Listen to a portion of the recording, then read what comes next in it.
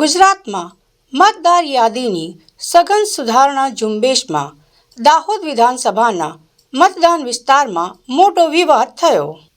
દાહોદ વિધાનસભા ક્ષેત્રમાં મતદાર યાદીમાંથી નામો કાઢવા માટે મોટી સંખ્યામાં ફોર્મ 7 જમા થયા હતા।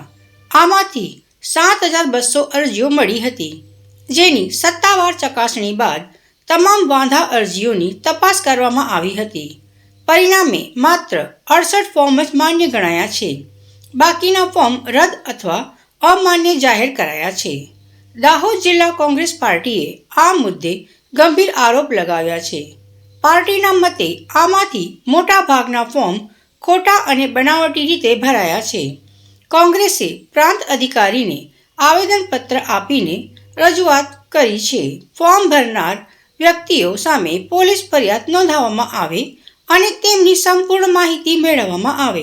આજે દાહોદ જિલ્લા કોંગ્રેસ સમિતિ અને દાહોદ શહેર કોંગ્રેસ સમિતિ દ્વારા પ્રાંત સાહેબને જે એસઆઈઆરની કામગીરી દરમિયાન જે ફોર્મ 7 ને લઈને જે ઘોટાળા થયા છે એના માટે અમે લોકો આજે પ્રાંત સાહેબને પાસે આવેદનપત્ર આપવા માટે આવ્યા હતા।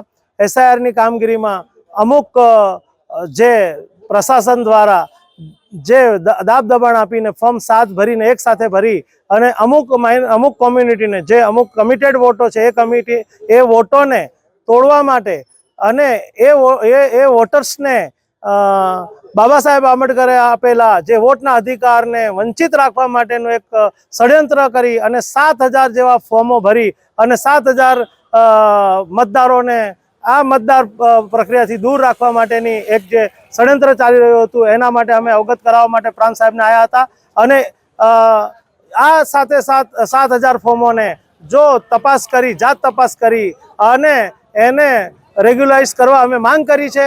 અને જો આમાં કંઈ પણ આગળ પાછળ થશે તો અમે આગળ જલદ આંદોલન કરીશું અને જરૂર પડે તો પ્રાંત અને કલેક્ટર કચેરીનો ઘેરાવ કરીશું। દાહોદ જિલ્લા કોંગ્રેસ સમિતિ અને દાહોદ શહેર કોંગ્રેસ સમિતિ વતી અમે પ્રાંત સાહેબને આવેદનપત્ર આપવા આવ્યા હતા કે એસઆઈઆરની જે પ્રક્રિયા છે એની અંદર જે સાચા મતદારો છે એમના ખોટી રીતે નામ કમી કરવામાં આવી રહ્યા છે।